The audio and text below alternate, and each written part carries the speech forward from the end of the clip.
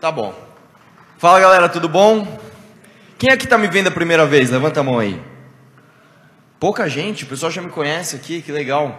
Normalmente a pessoa me vê assim e fala, pô, você parece muito aquele cara do Mamãe Falei, velho, só que menor. Porque nos vídeos eu seguro a câmera aqui e parece que os caras são, meu, nossa, o cara é gigantão. Aí me vê e fala, caramba, né? Quem aqui se considera libertário? Levanta a mão aí. Tem que ir tudo pra Liberland mesmo. Brincadeira. O pessoal tá magoado comigo por causa daquela live com o Danilo Gentili, mas não fiquem. Por que eu tô aqui hoje? Depois do Roberto falar tudo isso, me senti até importante. Quem que é esse cara que ele tá falando? Não pode ser eu, né? O que acontece comigo, cara? Eu sou muito ligado ao MBL, o Kim, tudo. Todo mundo, quando eu vou dar palestra, acha que a minha vida é muito parecida com a do Kim, inclusive, né? Que eu, de repente, fiquei lá jogando videogame, lendo um monte de livro, Montesquieu e saí defendendo liberdade.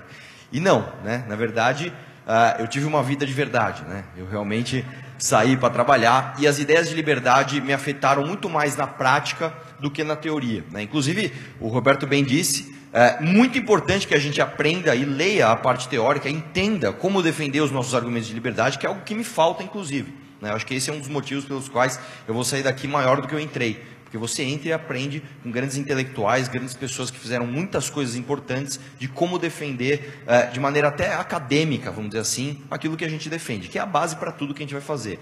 No meu caso, o que aconteceu foi diferente. No meu caso, eu fui fazer engenharia química, né? E não tem nada a ver com economia, com direito e tal. E eu tomei um golpe, cara. Tomei um golpe de cheque sem fundo.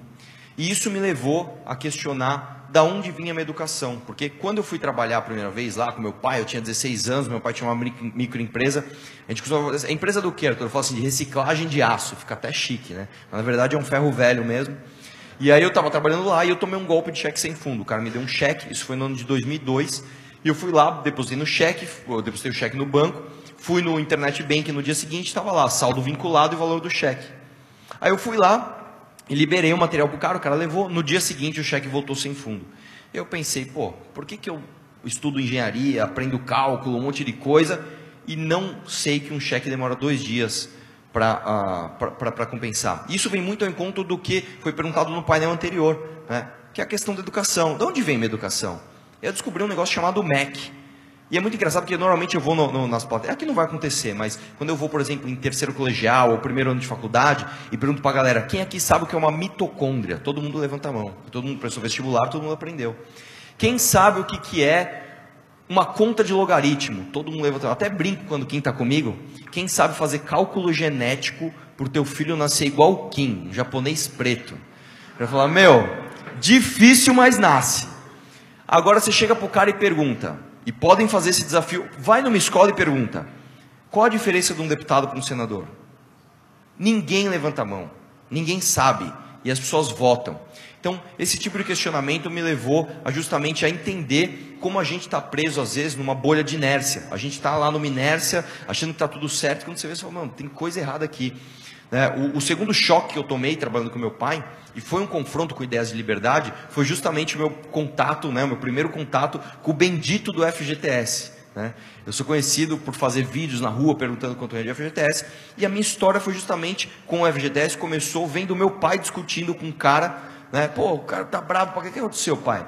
Não, o cara arrumou um emprego melhor e quer ir trabalhar em outro lugar. Pô, parabéns pro cara, que bom. Mas aí ele quer que eu mande ele embora. Por quê? Porque senão ele não pega o dinheiro do FGTS. Pô, mas peraí, não entendi. Você já pagou? Paguei. Está na conta dele? Está no nome dele? Você deu o calote? Não, está no nome dele. E ele não consegue pegar o dinheiro que é dele? Não é possível. Tá, então manda ele embora. Só que se eu mandar ele embora, eu tenho que pagar 40% de multa para ele e uma parte que todo mundo esquece. Você acha que o governo vai ficar de fora? Mais 10% para o governo. Peraí. Como é que o governo tem 10% de direito de um dinheiro que já é do cara? Não é possível. Mas foi, o negócio chama fundo de garantia. É o governo preocupado com o nosso futuro. Com certeza isso deve render bem pra caramba. Vamos ver quanto é que rende o FGTS. Eu descobri que o FGTS rende 3% ao ano. Aí eles já sabem que é pouco, então eles põem um negócio chamado mais ATR, que é a taxa referencial. Porque eles já sabem que 3% é pouco. Quanto é a taxa referencial? é 0 há mais de uma década. Eu falei, não é possível. Num país onde a inflação passa dos 2 dígitos, você ter um FGTS que é de 3% ao ano é um roubo. É roubo de verdade. É você não deixar o cara ter o mesmo poder de compra que ele tem ao longo do tempo. É o contrário do que você espera de um investimento. Não é possível. Por que as pessoas saem defendendo isso? E aí, depois fiz o meu canal, fui lá falar do FGTS, ninguém me assistia, fiquei anônimo por muito tempo. Fui na primeira manifestação, que foi o do Lula na Casa Civil. Fui lá e, você sabe o que é Casa Civil? Você é a favor do Lula na Casa Civil? Sou. O que é Casa Civil? Cara, não sei. Falei, é meu momento agora, estou brilhando aqui, meu. É isso, é a fórmula. Você é a favor do FGTS? Sou. Quanto rende o FGTS? Rende 3% ao ano, cara. A inflação está em 9, 10. Você não acha que é roubar o nosso dinheiro? Pode crer. E aí eu descobri uma coisa muito importante, cara. E eu acho que esse é o papel mais importante, que a gente não pode deixar de agradecer ao Roberto pelo evento, porque hoje eu sou deputado estadual, e eu falo para todo mundo, você ter um papel institucional, você ir lá e fazer um voto, é importante, ok, esse é o papel menos importante. Acima disso, está a militância política, você fazer manifestação, você virar voto de outros deputados, etc, etc. E acima disso está outra coisa que é muito mais importante, e é isso que muda uma nação. Você nunca vai mudar uma nação de cima para baixo. Você sempre vai mudar uma nação de baixo para cima. E esse é o aspecto mais importante, que é a comunicação.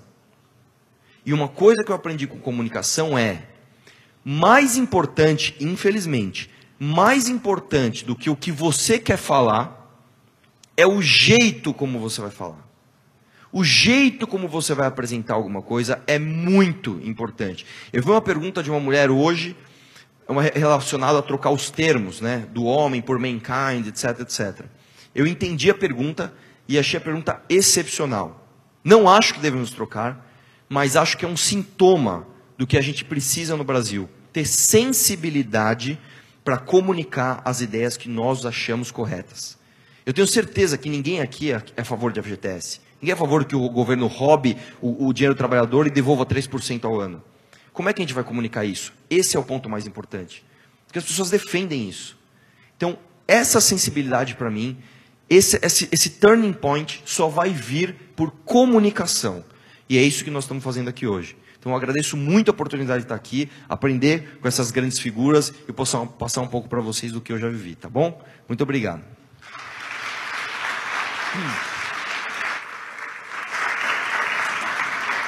Eu vou começar aqui com o Winston. Não, Winston, vamos. É que aqui vai ser fácil, porque ninguém quer me bater, então dá para fazer a pergunta que eu quiser. Mas a minha pergunta ela vai ser bem básica, mas eu acho que é muito importante que você dê uma visão para nós de como a Ayn Rand influenciou na sua vida. Como eu disse, na minha, foi uma coisa indireta. Foi pela prática que eu cheguei a Ayn Rand. Não foi pela Ayn Rand que eu cheguei à vontade de ter liberdade. Foi a vontade de ter liberdade que me levou a Ayn Rand. E você, como que ela interferiu na sua vida? Bom, vontade pela liberdade eu já tinha também. Só que a leitura da Ayn Rand me ajudou a clarear a nebulosidade, porque eu acho que na nossa mente tem muita confusão de princípios e coisa e tal. E quando eu li Atlas Shrugged, eu consegui interligar muitas ideias que estavam soltas, né? E depois eu fui estudar mais os livros mais teóricos e comecei a enxergar mais claro as coisas, consegui, vamos dizer, priorizar o que é prioridade, o que é acessório, coisas desse tipo. E comecei a adotar algumas práticas assim para enfrentar o dia a dia, né? Eu ainda faço muitos erros, as postagens fakes que eu compartilho, mas eu faço um esforço mais consciente, né, de tentar identificar a realidade, né? Eu tenho até um exemplo. Uma vez eu estava nos Estados Unidos, num escritório, fazendo uma reunião, e aí caiu um bichinho do teto, um bug do teto. E as pessoas já disseram, é cupim, vamos chamar o exterminador de cupim. Aí um já levantou, foi pegar as páginas amarelas e procurar um exterminador de cupim para marcar, qual é o dia da semana que poderia vir, etc. e tal. E a reunião foi interrompida por essa agitação. Aí eu olhei para aquele bicho ali, eu também não sei, nunca tinha visto um cupim na minha vida, mas eu questionei, quem é que tem certeza que isso é um cupim? E todo mundo, ninguém tinha certeza. Tá, então vamos procurar uma fotografia de um cupim aí E aí quando nós achamos a fotografia, não era o cupim, era um outro bicho. Mas as pessoas já estavam tomando decisões, entrando para ação, e iam contratar um exterminador de cupim. E se a gente leva isso para outros aspectos da vida, né? Lado pessoal, lado de negócios, quantas vezes se toma uma decisão assim sem checar a realidade? Muito pouca gente vai a campo checar, pessoalmente. Se delega, então a gente ouve falar, e é por aí que de vez em quando eu, infelizmente, posto alguns fake news, porque eu acredito na pessoa que postou, e muitas vezes nem isso a gente pode acreditar, a gente tem que realmente ir a campo checar pessoalmente, né? E, então isso acaba melhorando as decisões da gente, inclusive nos negócios. Tentar descobrir realmente qual é a verdade, qual é a realidade, através de investigação e uso da razão, né?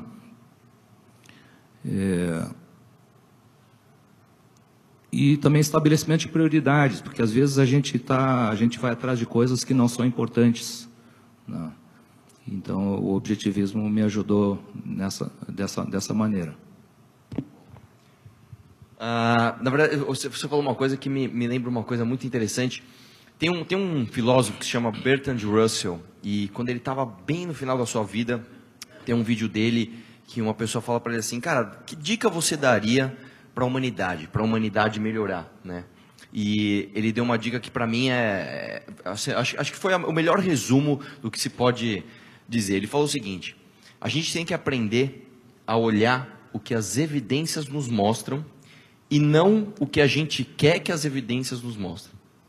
Então, o meu canal, eu até brinco, né? Mas vamos questionar tudo. Justamente isso. Inclusive aquelas ideias que às vezes estão arraigadas na gente e às vezes a gente não quer questionar, né? Às vezes a gente simplesmente acha que alguém vai fazer isso por nós, né? Você ter liberdade também traz responsabilidade. E isso é uma coisa interessante, porque nem sempre as pessoas estão prontas para quererem a liberdade, porque ela vem junto com responsabilidade. E é mais fácil se renegar. Você fala, não, essa responsabilidade é de outro, eu não quero ter a escolha. Então, eu acho que esse aspecto é muito, muito importante. Eu vou passar aqui a bola para o Cândido. Cândido, vamos lá. O que o senhor acha justamente da dificuldade que a gente tem hoje de aplicar ideias de liberdade, e qual foi o maior desafio que você encontrou para si mesmo quando você encontrou as ideias de Ayn Rand? Muito obrigado, Arthur. É um prazer te conhecer e ver você num ambiente não hostil, né?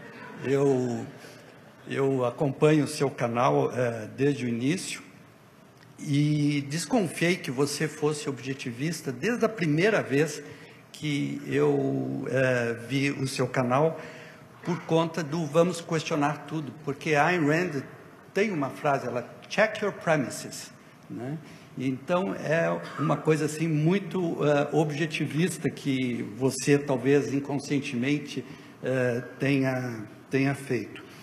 O meu contato com Ayn Rand se deu de uma forma assim, eu diria, muito impactante. Em 1982, eu me inscrevi para fazer um seminário de verão promovido pelo Cato Institute. Era o segundo seminário de verão que eles faziam. O Cato, na época, ainda era um pequeno think tank libertário que tinha sido fundado em São Francisco e estava se mudando para Washington. E eu me inscrevi com alguns meses de antecedência, naquela época, Correios, eles ficaram de me mandar o pacote de leituras para me preparar para o seminário. E não sei se vocês se lembram, naquela época, os Correios brasileiros eram uma empresa pública muito ineficiente. E não entregaram para mim o caderno de leituras. Eu cheguei 15 dias antes do seminário em Nova York, e aí telefonei para o Keito, disse, olha, eu estou sem o caderno de leituras, como é que eu vou participar do seminário, né? Aí eles me mandaram, do dia para a noite, o caderno de leituras, e lá tinham vários capítulos da Virtude do Egoísmo, e também de uma outra obra chamada Capitalismo, The Unknown Ideal. E eu fui tomado imediatamente pelas ideias da Ayn Rand. Eu era estudante de Direito aqui em Porto Alegre, na Universidade Federal do Rio Grande do Sul, e fiquei chocado, como é que nunca nenhum professor havia mencionado a obra de Ayn Rand, o objetivismo. Para mim, me pareceu uma coisa que deveria ser de conhecimento de todos. E eu tive muita sorte nesse seminário, porque estava presente um autor chamado Roy Childs, que morreu muito cedo. Ele foi um dos conferencistas e era um entusiasta das ideias de Ayn Rand, ainda que ele tenha rompido com ela antes da morte dela. Por coincidência, nesse verão que eu fiz esse curso de verão, 1982, foi exatamente o ano em que Ayn Rand morreu. Eu fiz um outro curso nesse mesmo ano na Foundation for Economic Education, e também tive a sorte de conhecer o Leonard Read, que foi o presidente da FII, e que também era um grande admirador da Ayn Rand, e me deu muito apoio para continuar lendo as ideias dela. Eu volto aqui para Porto Alegre depois de 2 meses nos Estados Unidos, né? Eu fiquei ainda mais um mês depois desse seminário de verão lendo Atlas Shrugged e The Fountainhead, e venho para cá, volto para a faculdade de Direito, né? Com as minhas ideias viradas, né? Eu tinha virado um libertário, e comecei a conversar com meu pai era professor da Universidade de Direito do Trabalho e juiz trabalhista, né? A primeira coisa que meu pai disse foi o seguinte: olha, isso é o princípio da esquizofrenia. Então, as ideias de Ayn Rand de saída me criaram um tremendo problema familiar, né? E na faculdade de Direito, eu comecei a tentar divulgar as ideias de Ayn Rand. Eu fui contemporâneo do Leônidas também, e eu encontrei nele um amigo e um parceiro para trocar ideias, e comecei a colocar nos painéis da faculdade, né, frases da Ayn Rand e também de outros escritores. Uma das coisas que foi mais importante na minha experiência com o objetivismo e a Ayn Rand foi despertar o meu interesse pela ideia da liberdade. E aqui, há pouco mencionaram, né, do fato de Ayn Rand ser uma mulher e o fato dela ser filósofa e ter desenvolvido tanto essa filosofia da liberdade. E eu queria aqui só lembrar que eu descobri também nesse período que, por uma enorme coincidência, né, há 2 outras mulheres que foram importantíssimas na difusão da ideia da liberdade, contemporâneas e amigas da Ayn Rand, e que são pouco conhecidas aqui no Brasil, né? Uma delas é a Rose Wilder Lane, que ela escreveu uma obra chamada The Discovery of Freedom. Ela foi publicada em 1943, essa obra, no mesmo ano que The Fountainhead foi publicada. E tem uma terceira mulher excepcional, que se chama Isabel Patterson, e ela escreveu The God of the Machine. Então, é um tremendo alinhamento de astros a gente pensar que em 1943, na sombra da Segunda Guerra Mundial, os Estados Unidos, tomado, né, por uma fúria tributária para poder financiar a guerra, os mecanismos de controle todos que foram introduzidos pelo New Deal e pelo Roosevelt, né, a gente tenha tido 3 mulheres com uma excepcional qualidade de comunicação e que escreveram obras que hoje são clássicas. Então, em resumo, essa foi a minha experiência e o impacto que tiveram. Eu depois trabalhei na revisão dessa tradução aqui, da Ayn Rand. Eu trabalhei também na revisão de 2 livros do Friedrich Hayek, na tradução da Arrogância Fatal. Quer dizer, desenvolvi um trabalho intelectual. Eu não sou um comunicador, eu prefiro muito mais o universo da escrita do que o da fala. Não tenho a habilidade que você tem, mas esse é o resumo que eu gostaria de passar aqui para vocês. Muito bom, muito obrigado. A gente tem essa semelhança de ter sido impactado pelos direitos trabalhistas logo no início da nossa descoberta da liberdade, né? O que é interessante é que você, no começo da sua fala, falou: eu desconfiei que você era um objetivista. E isso é uma coisa interessante, porque eu não tenho nem base intelectual suficiente, né, para me descrever. E isso eu acho que é uma coisa que falta em mim, inclusive. Novamente, eu acho que esse é o papel muito importante que se faz quando se realizam eventos como esse, né? A gente tem um pouco mais de contato, né? Parar de ter preguiça de ler, que é o meu caso, e de fato se interessar e entender a origem do pensamento, né, de liberdade que a gente tem. Vou passar a bola para o André aqui. André, sendo um conhecedor teórico do que acontece e sendo um conhecedor da prática das ideias de Ayn Rand, qual que você acha que é o maior desafio? Qual que você acha que foi o maior desafio na sua questão pessoal e na sua questão, vamos dizer assim, da porta para fora, de entender essas teorias e colocá-las em prática num Brasil onde a gente é completamente, eu não vou dizer doutrinado, que doutrinado não é a palavra certa, mas que a gente tem o nosso cérebro lavado desde criança para não entendermos e sermos avessos a ideias de liberdade. Obrigado, Arthur. É um prazer estar aqui e te conhecer também. Vamos lá. Contextualizar um pouquinho primeiro. Eu acho que eu tive o primeiro contato com Ayn Rand através do cinema, do filme Paixões Indômitas. Essa foi a tradução, o nome do título que botaram em português para o filme, que era o Fountainhead, né, o Manancial, que depois foi editado, com o Gary Cooper e a Patricia O'Neill. Né, um grande filme da história de um arquiteto, onde ela coloca as suas primeiras ideias. E ela era uma roteirista quando ela saiu da União Soviética, e ela foi a primeira novela dela com extremo sucesso, e através do cinema, vendo esse filme, eu pude pegar algumas das ideias. Posteriormente, lá nos anos 90, início dos anos 90, eu participava aqui do Instituto de Estudos Empresariais, do que o Winston participava também, o Leônidas, aqui referido, o Zelmanovics também, e naquela ocasião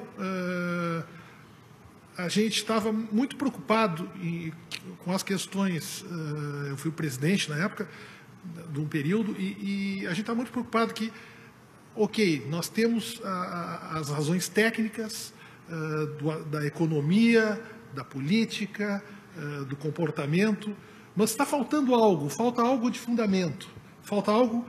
Filosofia era uma palavra mal vista, eu sou empresário, não tenho maior contato com as questões filosóficas, mas faltava algo para realmente embasar e fazer essa conexão e ter sentido o porquê da economia de mercado.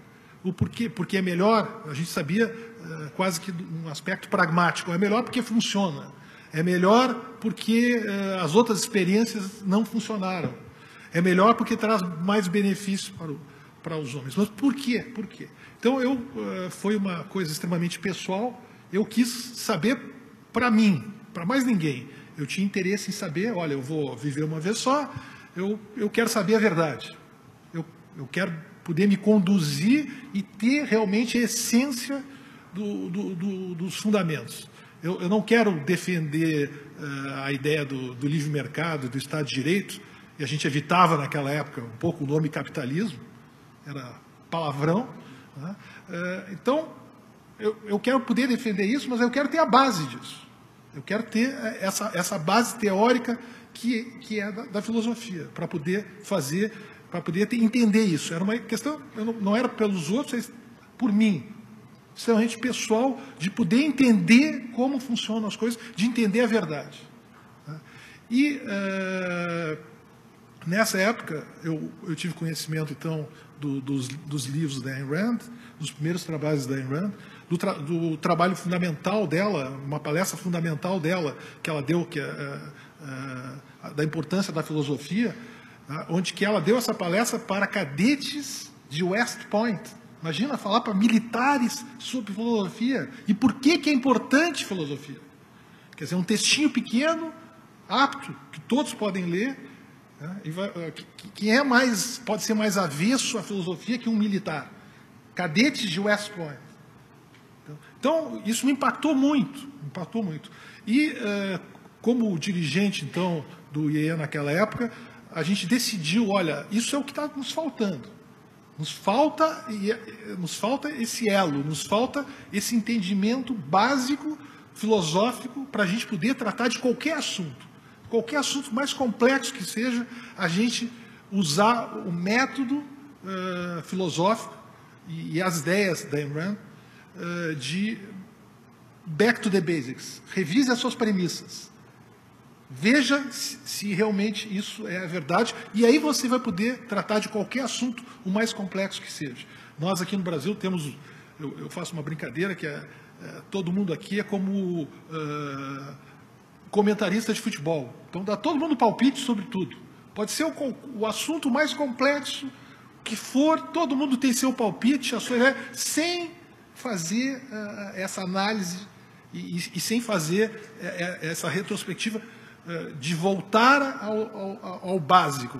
Back to the basics, revise as suas premissas, e aí você consegue evoluir para tratar bem qualquer assunto e ter uma opinião clara sobre os assuntos. Então, nesta época, nós entendendo que faltava esse elo que a defesa da livre iniciativa, que a defesa da economia de mercado, que a defesa do Estado de Direito, ou seja, que a defesa do capitalismo, que a defesa do empresário, do empreendedor, ela só poderia e só seria fundamentalmente bem feita no momento que a gente pudesse ter as ideias filosóficas, que nós tivéssemos uma defesa da ética, que o capitalismo é o melhor porque é o único ético, porque tem a melhor moral, é o sistema moral para o homem, e não os outros. E essa é a defesa básica. Anos depois, tivemos o caso da Nova Zelândia, onde que fizeram uma grande mudança política e econômica, mas mesmo assim, adotando todas as características de uma economia de mercado, com grande sucesso. A Nova Zelândia tem um crescimento fantástico desde lá, né? Mas mesmo assim o povo continuava votando nos socialistas. Então a defesa da ética e da moral é o principal. E a Ayn Rand nos traz isso.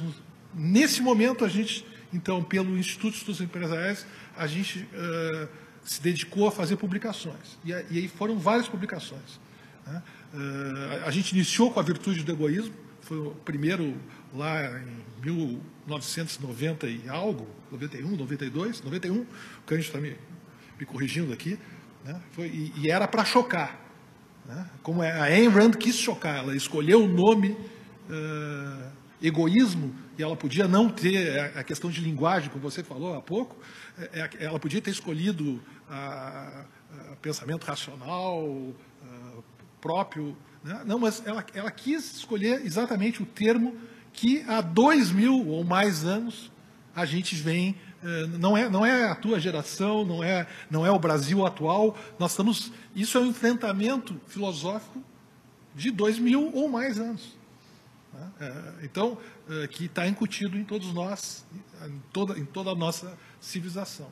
Então, depois de Aristóteles, foi ela que trouxe isso à baila, e essa, na minha opinião, é a defesa realmente consistente, necessária, e que, se não for assim, nós até vamos caminhar para a liberdade. Nós vamos realmente, porque a olhos vistos, né, as experiências socialistas, todas elas foram mal sucedidas, né? Mas nós não vamos ter o sucesso sem a gente ter essa defesa que o capitalismo é o único sistema ético e moral para o homem. Sim. Muito bom. Na verdade, se eu puder pôr uma pimentinha aqui no evento, na verdade, quando a sua fala foi perfeita, porque com a gente acontece a mesma coisa. A gente está passando esse ano por uma das principais reformas do Brasil, né, dando um toque de pragmatismo aqui, que é a reforma da Previdência, né? E o engraçado é que o nosso presidente, há pouco tempo atrás, ele era contra a reforma da Previdência, e os ataques que eram desferidos aos chamados liberais que eram a favor da reforma da Previdência, era que vocês só estão preocupados em pagar menos imposto, liberal é isso, liberal só se preocupa com a economia. E não, na verdade o liberalismo, ele vem inclusive antes do conservadorismo, né? O liberalismo, inclusive, é base para o conservadorismo, né? Uma vez que o liberal ele defende muito mais o que defende por princípios morais do que por princípios pragmáticos de se pagar menos imposto. Pagar menos imposto, né? Se reformar a Previdência em 2019, é uma consequência de um pensamento secular já, liberal, de defesa da propriedade privada, de defesa, inclusive, do direito natural do homem à própria vida e à busca da sua felicidade, né? Então, você ter a base justamente moral e ética para defender aquele ponto pragmático que você vai defender lá na frente, é fundamental para você calcar todas as suas decisões, não em algo superficial, em algo pragmático, né? Em algo, vamos pagar menos imposto. Não, em algo justamente, eu estou defendendo isso aqui porque existe uma base intelectual do que eu defendo. E eu acho que isso é fundamental. Então, passando aqui para o nosso convidado mais do que especial, né? Tautsfani, assim que se fala, eu nunca consigo pronunciar o seu nome de forma correta, eu espero que eu tenha acertado. Tautsfani. Tautsfani. Agora ficou mais chique, muito bom. Gostaria de saber do senhor como que a Ayn Rand impactou a sua vida e como, assim, até em aspecto de curiosidade, como os objetivistas de fora encaram o Brasil, né? Não sei, acham que a palavra não é mercado, mas assim, acham que temos potencial para desenvolver essas ideias? Como que você enxerga isso hoje? That. A minha história com o Ayn Rand, depois eu posso dar sequência depois da apresentação com mais detalhe, mas desde que eu me lembro de mim, eu sempre fui uma criança perguntando por quê. E você sabe, isso me colocou em alguns problemas às vezes, e alguns desses problemas de perguntar por que eu deveria botar um kippah, por que eu tenho que colocar na cabeça? E fazendo perguntas, e eu nunca fui apresentado com a ideia de que filosofia seria onde eu deveria encontrar as respostas. Eu sempre fui mais atraído para a ciência, porque era aí que as coisas fariam sentido para mim. 2 e 2 são 4. Em duas áreas, tem áreas mais meio cinzas, subjetivas, onde as pessoas realmente não sabem certamente o que é. Depois, quando eu fiquei adolescente, eu fiquei mais interessado na física, talvez o significado da vida estivesse aí, e aí por diante, e chegou o momento de selecionar o que eu tinha que fazer, e eu fui para engenharia, porque era a coisa que eu achava que seria melhor. E eu fiquei bastante confuso sobre o sentido da vida, o que eu deveria estar fazendo. Tinha uma parte que estava clara, minha carreira, meu trabalho, software. Outras áreas da moralidade, proposta, essas coisas não estavam claras, eram subjetivas. E eu fui com o fluxo, eu fui com os outros. E um dia alguém me apresentou Ayn Rand, isso foi 9 anos atrás, me deu o desafio de Atlas, e aí explodiu na minha cara. Literalmente, primeira parte eu tive que parar. Isso aqui é algo completamente diferente. Isso é uma ciência para a vida mais do que nada. E eu acho que é isso que a filosofia é. Eu coloquei o Atlas de lado, eu amei a história, mas eles têm muito mais significado do que apenas isso. E antes de ler este livro, eu quero saber o que é isso chamado filosofia. E aí eu fui para a filosofia e o mundo abriu para mim, um mundo de claridade, de consistência, onde 2 e 2 faziam 4, mas no mundo das ideias. E, portanto, por causa da forma como eu penso sobre a vida, eu quero o mais profundo das coisas, desde lá embaixo até o que seria amor. O que seriam as coisas que nós ouvimos hoje, a misericórdia, o conceito de justiça, todas essas coisas. E a Ayn Rand abriu os meus olhos para um novo mundo do conhecimento. E esse mundo do conhecimento, ele integra todo o nosso conhecimento. É onde a filosofia vem antes de tudo. Tudo é a partir da filosofia. É a ciência das ciências. Isso impactou a minha vida, eu vou contar depois desse painel, de uma forma muito pessoal e realmente mudou a minha vida. Isso eu descobri a Ayn Rand quando eu tinha 9 anos atrás. Eu tive que dar uma parada, reexaminar os meus sistemas, os meus valores, tudo que eu acreditava e começar a separar o que era certo do que era errado. E isso ditou o que as minhas visões morais são, as minhas visões políticas. Algumas coisas trocaram de lado, se alteraram 190 graus.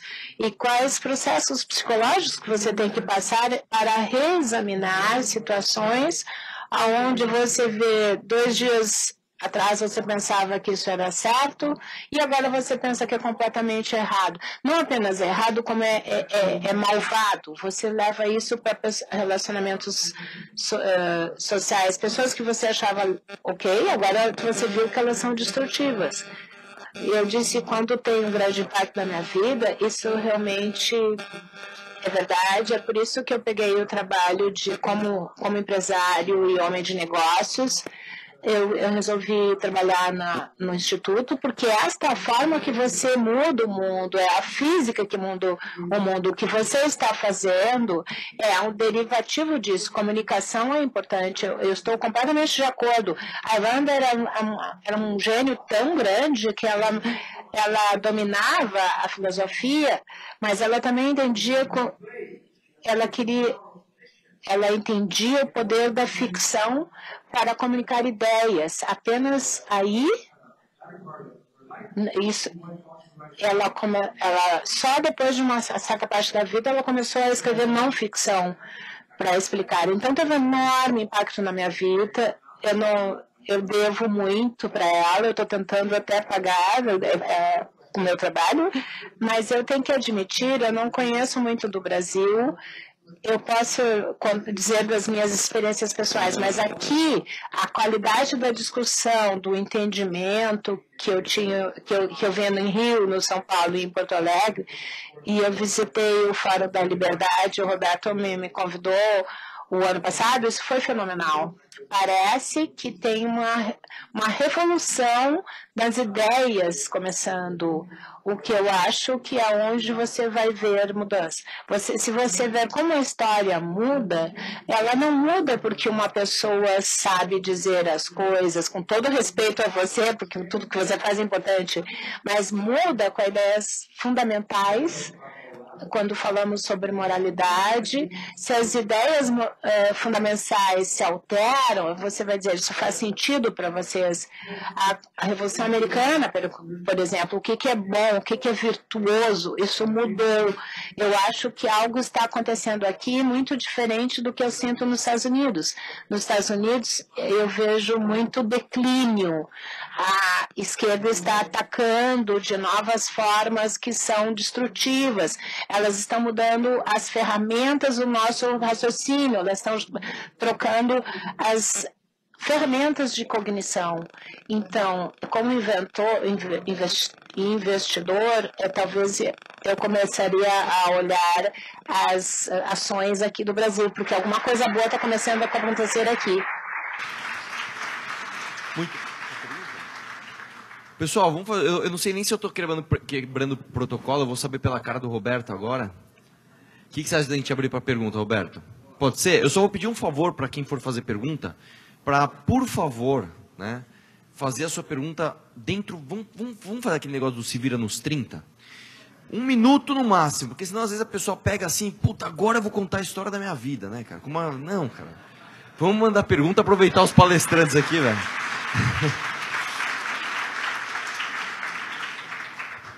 Quem vai ser a SK? Quem vai ser o primeiro aí? Um de cada vez, gente. Ó, tá vendo? Ó? Ainda bem que foi uma mulher, ó, tá vendo? Ganhar o prêmio de perguntador oficial do evento. Mas só para fazer um comentário, se puderem falar sobre o que eu vou falar, mas... por exemplo, eu vejo que todo mundo aqui na plateia vem de uma área profissional que talvez promove melhor o entendimento das ideias da Ayn Rand, né? Por exemplo, empresários, até inclusive da parte acadêmica, que faz a gente se acostumar a procurar referências, né, para tudo que a gente vai expor na faculdade, por exemplo, algum curso. Até você, né, Arthur, que você é engenheiro, você também já tem essa racionalidade intrínseca pela forma que te ensinaram a pensar. Mas e para as pessoas que não têm esse background ou que não é simples para elas assimilar as ideias, né, racionais da Ayn Rand, como que vocês acham que isso seria mais aceitável, né, para propagar as ideias dela e a gente chegar num mundo... Perfeito não, né? Mas, né, chegar próximo do que a gente espera. Ó, que pergunta bonita e politicamente correta, né? Vamos falar aqui. Como fazer o maconheiro do CA entender as ideias de Ayn Rand, que o papai dele uma hora vai acabar o dinheiro dos outros? Olha, uma excelente pergunta. Eu acho que é a pergunta fundamental, né? Se eu puder começar a fazer uma provocação aqui. Bom, como eu resolvi fazer isso foi justamente expondo esses caras ao ridículo. Foi justamente pegando câmera, indo na faculdade que o cara fechou para não deixar o aluno fazer a aula e ir lá encher o saco dos caras e mostrar que eles estavam sendo ridículos. Não é o jeito mais diplomático de se fazer, é uma das maneiras, mas eu realmente acredito que a exposição ao ridículo, a exposição ao contraditório de forma muito exacerbada é uma forma de questionamento. E eu acho que isso converte pessoas. É meio que se não vai no amor, vai um pouquinho na dor. O cara fala, puta, eu não quero passar essa vida, eu não quero ser parecido com esse cara.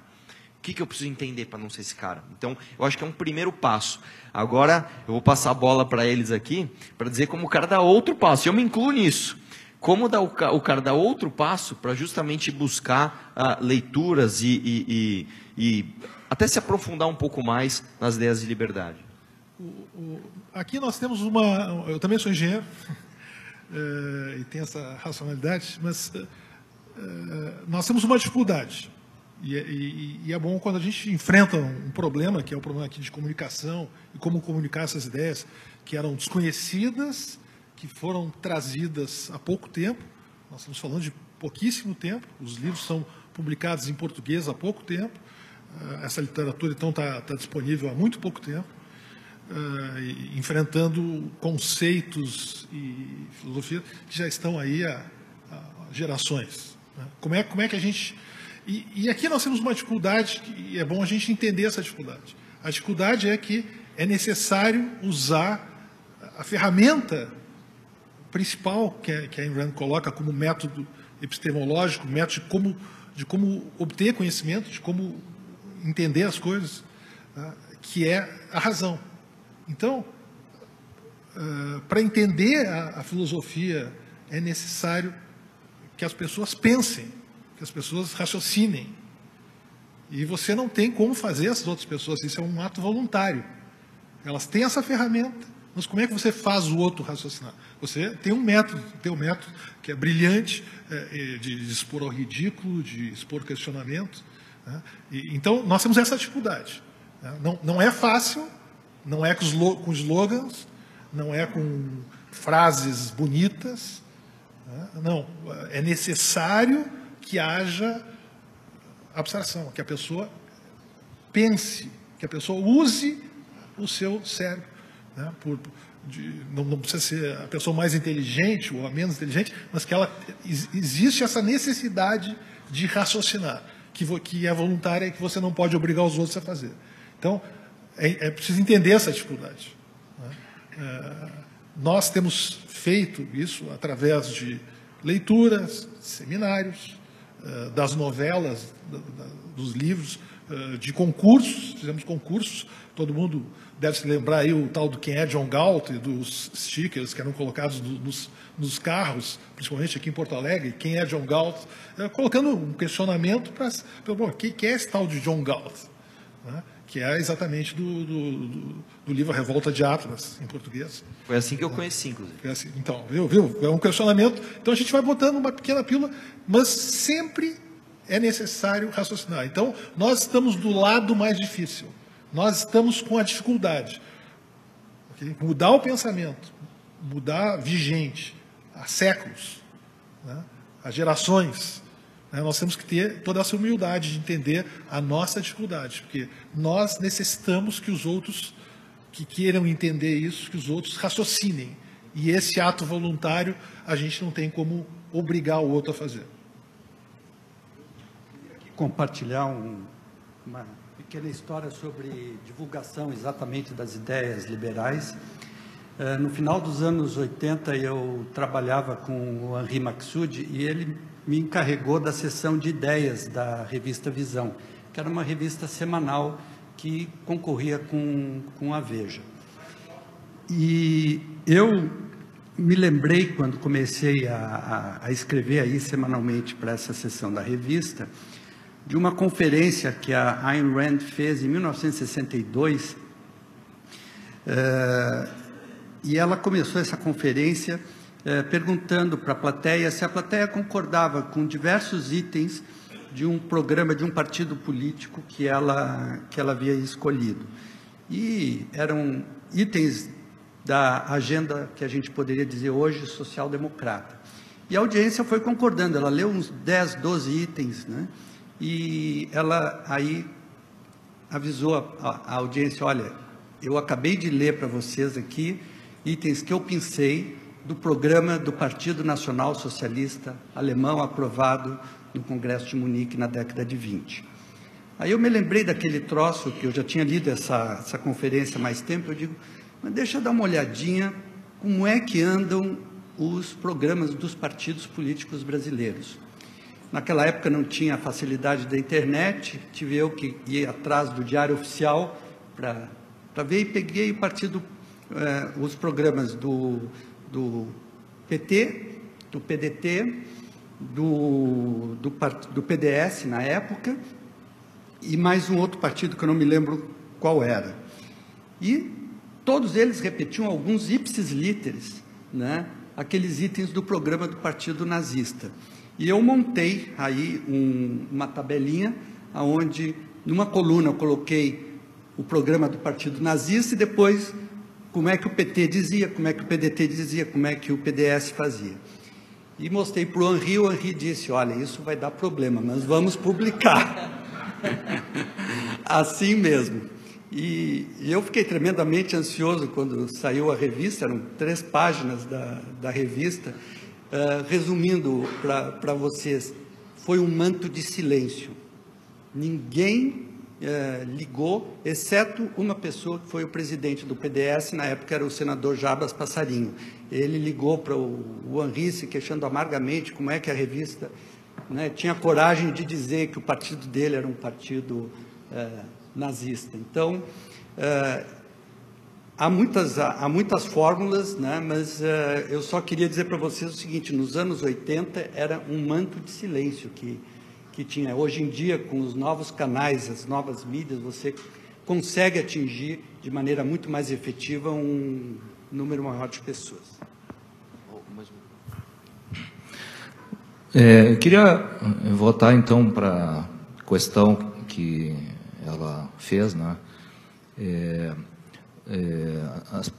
Você não precisa ser um homem de negócios, um empresário para compreender o objetivismo ou aplicar o objetivismo. Você também não precisa ter PhD ou mestrado ou mesmo um curso universitário para entender e aplicar o objetivismo. Para uma pessoa, por exemplo, que não teve educação e que é pobre, de novo, é problema de comunicação, porque a ideia está aí, mas é problema de comunicação. E qualquer um vai entender se eu disser para ele que a tua vida é tua, não pertence a outros. Isso aí todo mundo entende, né? E porque a vida é tua, você tem que administrar ela e não deixar outros administrar, né? E por essa linha você consegue converter muita gente. Bom, acho que dá tempo para mais uma. Vamos tentar, se a gente for bem para mais. Vamos tentar? Vamos lá. Vamos fazer o seguinte, então. Vamos tentar ser breve aqui também no painel. 3 perguntas? O Roberto é que manda. Só estou aqui obedecendo. Eu gostaria de perguntar, assim, a gente viu nesses 2 dias, né, que tem uma forte relação da psique com o objetivismo, né? Então, eu gostaria de saber, assim, se há estudos já, porque eu já soube que há, mas gostaria que o nosso convidado respondesse se há estudos relacionando psicologia, objetivismo, cognição, objetivismo, psicologia, né, assim, mais abrangentemente, porque eu me interesso em desenvolver também esse trabalho. Obrigada. Eu não sou qualificado para dar essa resposta, pois eu não sou um psicólogo, eu não sou um filósofo, então eu vou compartilhar a minha história pessoal, mas existem algumas pessoas, e eu convido você a tentar se conectar com uma rede de intelectuais objetivistas, talvez eu possa usar isso como uma promoção. No Instituto Ayn Rand, uma das coisas que nós fazemos, nós administramos uma rede intelectual, não apenas no campo da filosofia, mas em outros campos aplicados. Nós tentamos conectar as pessoas, pois o conhecimento é integrado. Então, a ideia é suportar uma rede crescente, nós chamamos de ICON, a conferência intelectual que nós realizamos anualmente. E eles se reúnem regularmente, o Ben está facilitando muitas dessas discussões. Então, eu convido você a se envolver e questionar quem mais na rede está trabalhando com neurociência e psicologia e ler o que as pessoas pensam, porque eu acredito que o objetivismo te permite, te dá as melhores ferramentas para ser melhor cientista, pois epistemologicamente e eticamente isso fornece o melhor guia para como obter conhecimento verdadeiro, ao invés de um conhecimento não tão bom. E muitas dessas coisas que vocês estão lendo, pesquisa mostra que, etc., a maior parte disso é lixo, não é verdade hoje em dia. Então, se você quer ser um cientista melhor, eu convido você a fazer isso. Queria só fazer um breve comentário para você. Quando o objetivismo nasceu, um dos colaboradores mais próximos da Ayn Rand, que tem aqui 2 capítulos na Virtude do Egoísmo, foi Nathaniel Branden. Ele era um psicólogo de formação e ele foi o pioneiro no estudo da autoestima. Então, se você tem interesse nessa área da psicologia, eu recomendo muito você ver a obra de Nathaniel Branden. Tem inclusive um livro traduzido em português, A Teoria do Amor Romântico, de Nathaniel Branden. É muito conhecido no meio. Para ser bem rápido e objetivo, né? Ontem eu estava tomando um café ali no intervalo e vi um grupo de pessoas conversando sobre objetivismo, como é importante, e uma delas comentou, deveria ser obrigatório Ayn Rand nas escolas. E eu acho que não. Eu acho que primeiro porque nós não podemos defender, exigir que as escolas tenham certas, o que a gente acredita, seja Ayn Rand, acho que a gente tem que defender escolas livres. E segundo, que é mais efetivo, mais eficiente, mais atrativo para crianças ver o que está fora do colégio. escola é algo chato para crianças. Eu tenho um irmão pequeno, né, que ele gosta muito mais de ver o Mamãe Falei, né, acredita muito mais no que ele fala do que os professores dizem. Né, então, eu acho que ao invés da gente colocar Ayn Rand nas escolas, a gente tem que lutar para tirar as crianças de ficar só nas escolas e para que elas procurem entender as ideias objetivistas. Eu pergunto se vocês concordam com isso e como a gente pode fazer para atrair para que as crianças saiam do ambiente das escolas e conheçam Ayn Rand.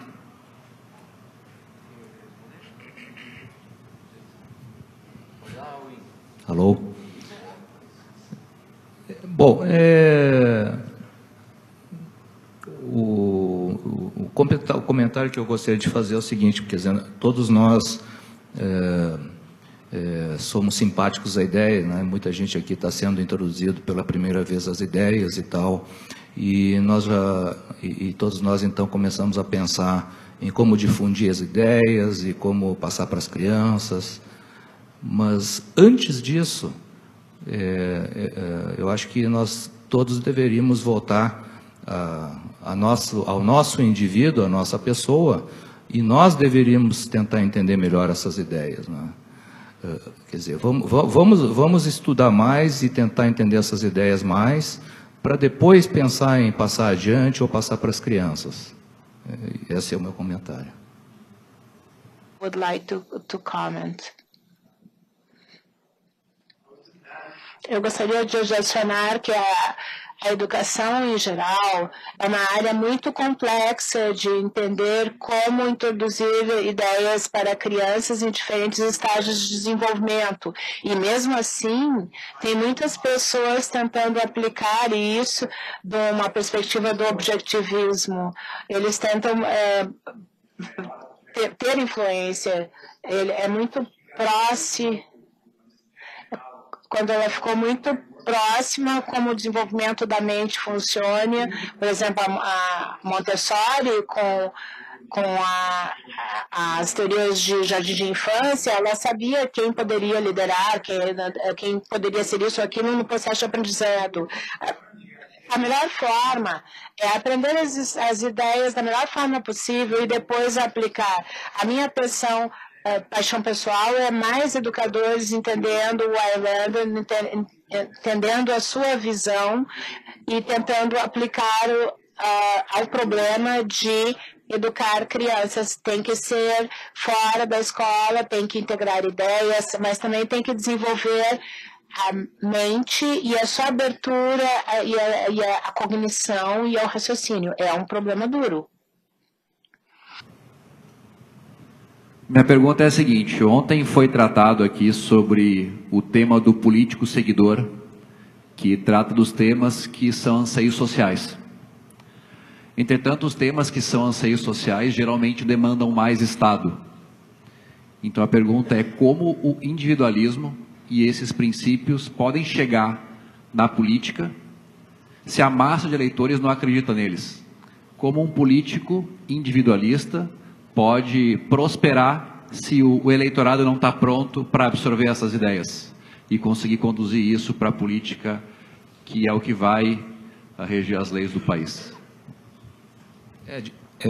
Eu volto de novo eu sou meio chato, eu vou puxar de novo para aquele lado ali. Quer dizer, nós vamos transformar os eleitores se primeiro nós transformarmos a nós mesmos. Quer dizer, nós temos que ser um alto-falante, vamos dizer, que nós possamos transmitir essas ideias, né? E só depois disso é que nós vamos... Quer dizer, se cada um de nós trabalharmos o nosso argumento, nós vamos fazer com que isso aconteça. Poderia acrescentar, de novo, nós estamos... esse é um problema que vai levar gerações. Só que a gente tem que iniciar, e a gente tem que, cada um, fazer o seu trabalho e saber exatamente qual é a verdade, como funciona. Né? Acho que o assunto de educação para crianças, que também está colocado nisso, porque nós estamos educando eleitores para o futuro também, e a gente que introduziu aqui no Brasil o programa da Junior Achievement, que trabalha exatamente na educação de crianças, acho que o fundamental é isso. Para crianças é eles entenderem a realidade, primeiro, que é a identidade, isso existe, ou seja, as coisas existem. Segundo, que eles entendam que eu posso conhecer, eu tenho um método de conhecimento, e esse método de conhecimento é a razão. Então, incutir nas crianças que eles devem perguntar, que eles devem estudar, que eles devem buscar as respostas, okay? Incutir nas crianças que existem modelos de heróis, como a Ayn Rand colocou, né? São heróis que são lá colocados como modelos para seguir, né? E num segundo momento, quando eles puderem já ter um poder de raciocínio mais evoluído, aí sim se abordar diretamente as questões filosóficas, né? que são, a gente pensa que é duro, é alguém que está colocado lá pensando sem relação com a realidade, mas não, são as ideias fundamentais para a vida do homem, né? Como a Ayn Rand colocou lá para os cadetes de West Point, é aquela nave desgovernada que caiu num país, naquele planeta, né? E o astronauta que lá estava se recupera da queda e ele passa a olhar os instrumentos, né? E dizer, bom, que mundo que eu estou? É um mundo que dá para conhecer? É um mundo que existe? Isso é metafísica. A segunda pergunta que ele faria, como é que eu posso saber? Se eu olhar os instrumentos, eles estão funcionando? Dá para saber se tem ar lá fora? Se não tem ar? Como é que eu devo me comportar? Isso é epistemologia. Então, toda a questão da filosofia é como que eu devo me comportar e como que eu devo estar frente à realidade. E para isso usar qual é a melhor ferramenta para isso. Qual a melhor ferramenta? Outro dia eu estava assistindo um palestrante famoso falando e dizendo, nós não somos seres racionais, nós somos seres sentimentais que raciocinamos. E lá fiquei eu pensando, disse, olha, vou usar o método, né? Vou voltar back to the basics, revise as suas premissas. E dizer, não, nós somos os seres racionais, nós somos seres sentimentais, nós somos seres que enxergamos, nós somos seres que temos tato, que temos olfato, nós somos. É isso, nós somos um ser. Então aí eu vou para a minha segunda pergunta. Então a primeira pergunta é, eu existo, isso é realidade. Ela é possível de ser conhecida.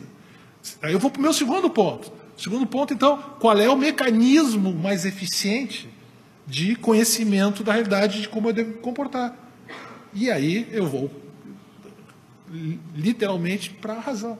Então eu consigo mostrar, não, está errado. Nós somos seres sentimentais, raciocinamos. Nós somos seres. Nós temos o poder do raciocínio, nós temos também o poder dos sentimentos, assim como nós temos diversos outros fatores. Mas é o raciocínio, é a razão que nos leva adiante e que no final das contas, é o que nos faz ter o norte. E qual é o norte? O norte é a sobrevivência humana, é a minha vida.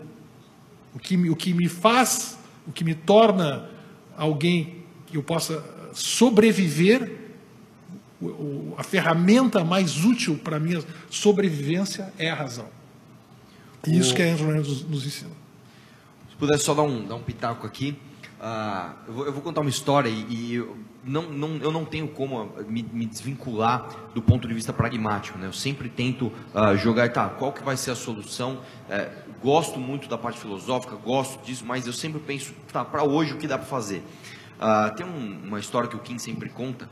Ele estava lá na Câmara Federal discutindo uma série de questões que envolviam orçamento federal e o tempo todo ele batendo na tecla da regra de ouro. Olha, isso aqui não pode, que vai infringir a regra de ouro. Antes que ela a regra de ouro. A regra de ouro, para quem não sabe, é aquela regra onde o governo não pode gastar recorrentemente mais do que aprovado no orçamento do ano passado. E aí, falou, discutiu, beleza, encerrou a comissão. Na hora de sair, um parlamentar falou para um parlamentar, que eu não vou dizer o nome, falou, Kim, você é inteligente pra caramba, né, meu? Pô, até de mineração você entende? Como assim de mineração? Esse negócio da regra do ouro, que eu não sei o que é. Então, a gente tem um problema sistêmico no Brasil, que é de achar que o político de cima para baixo vai mudar a sociedade. E não é assim que funciona. O político, ele não vem de Marte, ele não vem da Lua, ele vem da nossa sociedade. E a nossa sociedade é mal instruída. E a gente precisa instruir, é de baixo para cima, instruir melhor a sociedade, para que a sociedade escolha melhores políticos. E eu tenho uma proposta pragmática para isso. Hoje, eu tenho certeza que se eu chegasse, se eu contar isso, para ele vai achar uma aberração. Se eu chegar para você e falar assim, olha, você tem 5 milhões de reais para administrar a educação num determinado território. Escolhe o território, você tem 5 milhões de reais, se vira para educar essas pessoas. Você colocaria 4 milhões numa universidade e apenas 1 milhão na educação básica? Acho que não. Vamos tentar explicar para ele que é isso que a gente faz no Brasil. A gente investe 4 vezes mais em educação superior e 1 vez só em educação básica. E aí, de novo, a gente cai naquele argumento que, não, o liberal só está pensando em pagar menos imposto. Não, cara. É imoral que uma mãe de família pague ICMS na caixa do leite para o filho dela estudar numa escola pública e nunca atingir o nível para estudar numa universidade pública que ela está sustentando, para o filho do mais rico, que estudou a vida inteira em escola particular, fez cursinho, entrar lá de BMW, comer de graça no restaurante da faculdade e ter o professor de graça para ele, assistir a aula de vez em quando, que às vezes ele vai, como eu falei, passar lá parte da sua graduação no CA. Então, qual que é a proposta que eu tenho hoje? Que eu acho que a gente tem que difundir isso e a gente precisa fazer, e isso melhora uma nação pragmaticamente. Você vê o resultado em curto tempo, em 10 anos você começa a ver o resultado. Inverter essa pirâmide. Como que inverte? Você não pode chegar na USP, você não pode chegar na USC aqui, na UFSC, né? Chega aqui e fala assim, ó, acabou o orçamento, cortou um abraço. Você não pode fazer isso. O que você pode fazer? Buscar novas formas de financiamento do ensino superior, para que o orçamento de educação tenha folga para se investir embaixo. E isso passa necessariamente por propostas impopulares no Brasil. Cobrar mensalidade. Você pode pagar, você paga. Ah, mas é que eu não posso. Tudo bem, quem não pode, não paga. Mas quem pode, vai pagar. Cobrar estacionamento. Por que o cara que tem condições de ter o carro próprio não pode pagar estacionamento e você está na faculdade? Fazer parceria público-privada. Chama o milionário. Vem cá, milionário. Você quer ter uma sala com o teu nome aqui? Doa tanto que você vai ter uma sala com o teu nome por 20 anos aqui, ó. Você quer construir uma biblioteca? Constrói um nome com a biblioteca com o nome da tua avó aqui. Você vai ficar 20 anos com a biblioteca com o nome da tua avó aqui. Mas constrói. Pô, chama a empresa. Hoje aqui no Brasil, dá um exemplo aqui. Se o McDonald's quiser fazer uma pesquisa para, sei lá, batatinha frita, você frita com ar em vez de óleo para ter menos radicais livres, sei lá. Ele tem tanta dificuldade burocrática de investir em pesquisa na universidade que ele desiste. Ele fala, não, eu vou financiar para que isso aí? O governo já dá um monte de dinheiro para os caras, me enche de burocracia, deixa o governo sustentando pesquisa. E aí, necessariamente, você tem um cara com uma caneta na mão decidindo para qual pesquisador vai o dinheiro. E aí vocês já conhecem a história. Então, chama o cara e fala assim, quer fazer, vem cá, ó, empresas. Invistam aqui na universidade para fazer pesquisa e o royalty vai ficar para você, a patente vai ficar para você. E esse tipo de coisa transforma a sociedade. Você pega aquele excesso de orçamento no ensino superior, joga para a educação básica e ensina a criança a pensar. Eu acho que é isso que falta. Acho que você queria fazer um comentário também, um breve comentário? Não, eu acho que você está certo. Eu acho que é uma combinação de algumas coisas, mas uma coisa que eu quero enfatizar, voltando para a palestra do Yaron sobre se você não chegar abaixo do nível da política, eu concordo com você, que se vocês fizerem a liberdade progredir e mostrarem o que é possível com uma maior privatização do mercado, eles vão ver o que é possível e que vai ser cada vez mais fácil, mas a batalha é uma batalha moral. E lembrem da palavra individualismo. Se as pessoas não aceitarem o conceito moral do individualismo, vocês sempre vão estar apenas ganhando tempo, porque não importa que eles enxerguem progresso. Eles querem ver o declínio, e eles vão votar pelo declínio. Até que todos sejam pobres, porque eles acham que isso é o bom. E nós somos organismos buscando valores. E se o valor que nós buscamos, o valor moral, é igualdade, esse tipo de coisa, as pessoas vão desistir. Então, de novo, a minha contribuição é prestar atenção à motivação. Por que não estamos fazendo isso? E sim, nós sabemos, funciona, como o Yaron falou, tudo mostra, a história nos mostra, mais capitalismo, mais liberdade, mais prosperidade. Então, por que as pessoas nos Estados Unidos estão defendendo o socialismo? Por causa da ética, por causa da moral. Então, eu acho que seria ótimo se comunicadores como você entendam a profundidade de onde é a batalha e o quão inteligente é a esquerda, o quão sofisticada ela é, de assumir essa posição de superioridade moral e dizer, nós somos os bons, vocês da direita, vocês são pragmatistas, vocês querem fazer o que funciona, nós queremos fazer o bem, então eles ganham. E eu acho que a revolução precisa começar com, não, nós somos os bons, vocês são o mal. E a Ayn Rand resolve esse quebra-cabeça de uma forma incrível, ela identifica, e ela é uma voz tão incrível, uma voz radical, por isso que ela escolhe a virtude do egoísmo. Sim, aqui está a solução. Vocês não gostam, eu sei, mas esta é a solução. Vai contra os seus instintos. Egoísmo, seja um indivíduo. Essa é a minha vida. Eu sou um rei. Não você, não você. Ninguém. Eu sou o centro do universo e você é o centro do universo para você. E a minha vida tem o maior valor. Eu sei, é difícil comunicar essas ideias, mas se você quer entender onde você vai vencer, o longo prazo, a guerra de longo prazo que estamos lutando é lá, nas almas das pessoas e não no intelecto.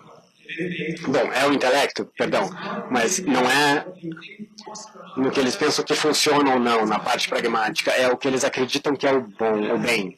E essa é a verdadeira guerra que estamos lutando, mostrar que não é apenas que eles têm um conflito de ideias que são ridículas, que são nazistas, tudo isso é verdade, mas você tem que mudar a bússola moral, para onde estão apontando, e até fazermos isso, e a propósito, eu acredito, você mostra para qualquer criança na rua, pense no que eles estão fazendo quando estão brincando na caixa de areia. Você tem que forçá-los a compartilhar o caminhão, certo? Eles prefeririam trocar, mas nós forçamos uma moral diferente, uma moral do altruísmo, de pense nos outros e não em você. E é aí que está o erro.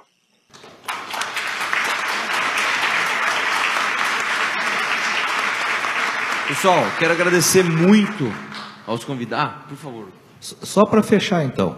Então, antes de querermos propagar essas ideias, primeiro, cada um de vocês tem que estudar e evoluir até um ponto onde vocês podem dizer que esse título, A Virtude do Egoísmo, que o título está correto e que não precisa mudar essa palavra egoísmo.